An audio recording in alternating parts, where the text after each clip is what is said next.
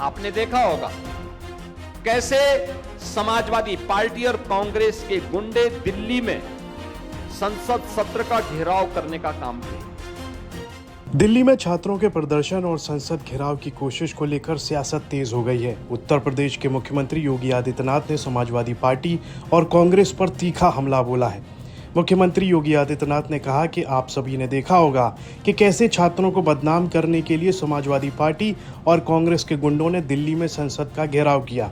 उन्होंने आरोप लगाया कि विपक्ष छात्रों के मुद्दों को राजनीतिक हथियार बनाकर अराजकता फैलाने की कोशिश कर रहा है। योगी ने यह भी कहा कि युवाओं के भविष्य के नाम पर राजनीति करने वालों का असली चेहरा देश देख रहा है। आपको पता नहीं,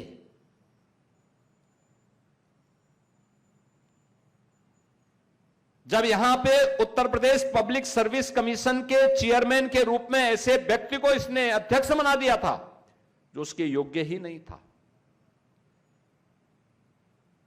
और जब उसके समय में एसडीएम की भर्ती होनी थी, 86 भर्ती होनी थी, 86 में से 56 एक जाति विशेष के समाजवादी पार्टी ने सिलेक्ट कर दिए।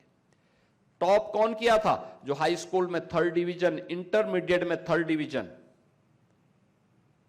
वह टॉप कर गया। यह उनके समय की स्थिति है। आज वे इसके बारे में भी नेगेटिव नैरेटिव सेट करने का प्रयास कर रहे हैं। वे हर प्रकार से प्रयास करेंगे। याद करना, वे समाज को जाति के आधार पर बांटेंगे, क्योंकि उन्हें मालूम है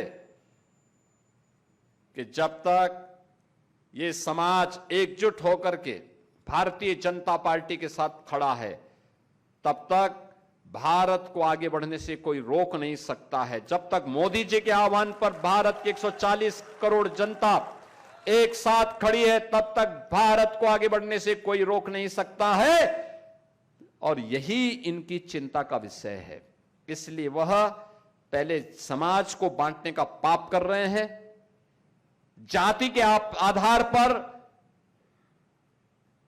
फेक अकाउंट गठित करके एक जाति से दूसरी जाति को गाली दे रहे हैं, दूसरी जाति को दूसरी जाति को गाली दे रहे हैं, और फिर जातियों को आपस में लड़ाने का पाप कर रहे हैं।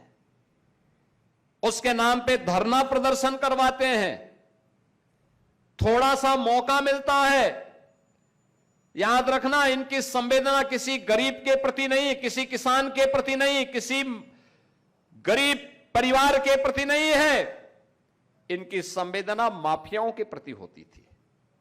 आज उत्तर प्रदेश माफिया मुक्त है, गुंडा मुक्त है, अपराधियों से मुक्त है, उपद्रव से मुक्त है, कर्फ्यू से मुक्त है। इस समाजवादी पार्टी को कैसे स्वीकार्य हो सकता है? कांग्रेस इसको कैसे स्वीकार कर सकती है? क्योंकि उन्होंने तो प्रदेश में कर्फ्यू दिया था, उन्होंने प्रदेश में दंगे दिए थे, उन्होंने प्रदेश में उपद्रव दिए थे, उन्होंने प्रदेश में लूट खसोट दिया था, उन्होंने प्रदेश में अराजकता दी थी, और उसी अराजकता का शिकार बनाने के लिए इनके द्वारा लगातार शरारतें की जा रही हैं, लगातार शरारतें की जा रही हैं। लगातार कभी वह जाति जाति को भड़काने का काम करते हैं, कभी किसानों को भड़काने का काम करते हैं, कभी युवाओं को भड़काने का काम करते हैं, और कभी छात्रों को भड़काने का काम करते हैं।